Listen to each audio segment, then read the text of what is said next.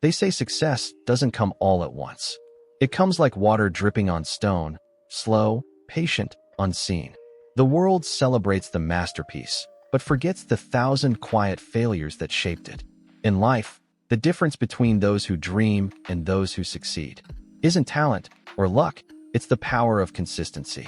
Every day you show up, even when no one's watching, you're shaping your own masterpiece, one invisible layer at a time. This is the story of a young man who learned that truth, not from books, not from fortune, but from clay. His name was Eliam, and he was a potter. In a quiet valley, surrounded by rivers and golden fields, stood a small village known for its flawless cups. People from distant towns came to buy them, smooth, balanced, almost perfect. Among the many workshops, there was one old master known as Corinne the Potter, whose hands could turn raw clay into living art. Eliam, a poor farmer's son, would often stand outside that workshop, watching the wheel spin, watching earth become beauty. He dreamed of learning this art, of discovering how patience could turn dirt into something eternal. One morning, before sunrise, he gathered his courage and walked into Corinne's workshop. He bowed deeply and said, "Master, teach me how to make something that lasts." Corinne looked at the boy's trembling hands. He smiled faintly and said, "Then learn first how to fail 1,000 times." That day, Eliam began his journey. The old master gave him a small wheel, a lump of clay, and said, "Make your first cup. When it breaks, make another." Eliam worked with excitement. His first cup collapsed. His second cracked. His third looked more like a stone than a cup. By sunset, his hands were covered in clay and disappointment. But Corinne only said, "Tomorrow, you try again." Clay listens only to those who don't give up. So the next morning, Eliam returned. He made 5 more cups, each one worse than the last. And yet, something inside him refused to stop. Weeks turned into months. His shelves filled with uneven, broken, useless cups. Some leaned to the side, others shattered before drying. Villagers laughed when they passed his door. "Look at the boy who can't make a cup to hold water." But Eliam didn't answer. He simply returned to his wheel, shaping, smoothing, failing, learning. Every sunrise became a ritual. Kneel, prepare the clay, turn the wheel, breathe, shape, and let go. Corinne rarely praised him. He only whispered, "Each mistake is a fingerprint of growth. Don't erase it, understand it." Slowly, Eliam began to notice small changes.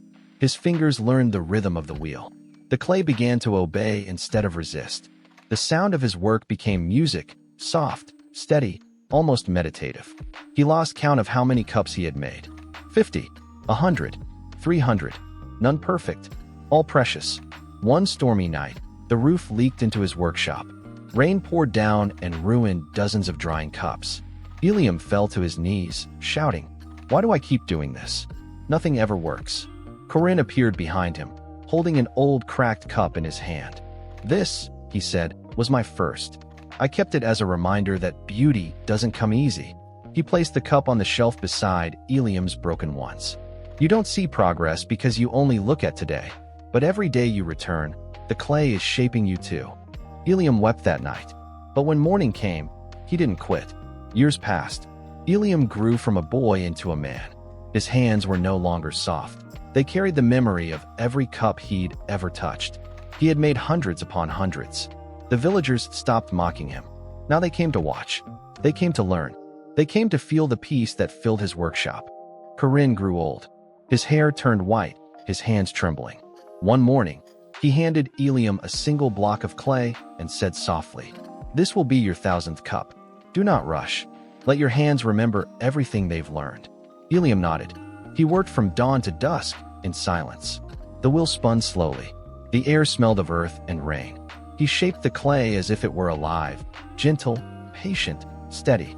When he finished, the cup was simple. No decoration, no color, just balance. Perfect in its humility. Corinne took it in his hands, his eyes soft with tears. "Now," he whispered, "you understand." The old master passed away that winter.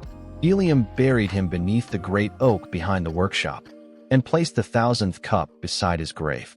Years later, travelers came from far away to see Eliam's work. He was now the master, teaching new apprentices, who made the same mistakes he once made. He told them the same thing Corinne had told him. Make 1,000 cups and fail them all. One of his students asked, "Master, why 1,000?" Ilium smiled. Because only when you've made 1,000 do you stop chasing perfection and start creating truth. As Ilium aged, his shelves filled again, not with broken cups, but with living reminders of his journey. Each one whispered a different season of his life. Spring of hope, summer of frustration, autumn of learning, winter of peace. He realized that the art was never the cup. It was the making of the cup. The act of showing up every single day, of shaping something out of nothing, of believing that every failure was a step closer to mastery. So when his final day came, Ilium sat by the wheel one last time. His hands trembled, yet they were calm. He placed clay on the wheel, not to make a cup, but simply to feel the rhythm once more. He smiled and whispered, "This is what it means to live, to keep shaping until the very end." Maybe your journey isn't pottery. Maybe it's writing. Maybe it's building. Maybe it's healing. Maybe it's simply becoming who you were meant to be. But the lesson remains the same.